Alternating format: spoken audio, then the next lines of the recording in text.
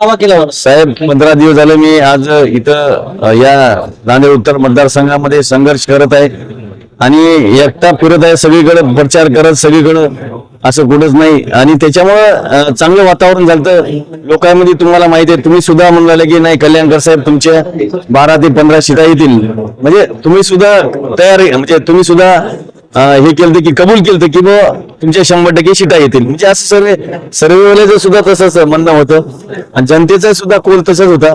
मग आता रात्रीतून काय झालं काय नाही, कसं वातावरण फिरलं काही कळालं नाही. त्याच्यामुळं मोठा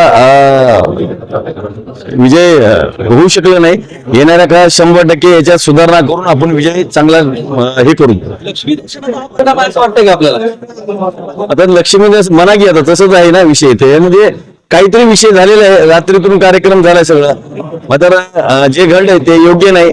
कारण आम्ही संघर्ष करत आलेला आहे. शिवसेना पहिल्यापासून हिंदू सम्राट बाळासाहेब ठाकरेंनी एकच सांगितले की तुम्ही संघर्ष करा, तुम्ही संघर्ष केल्यानंच भेटत असते.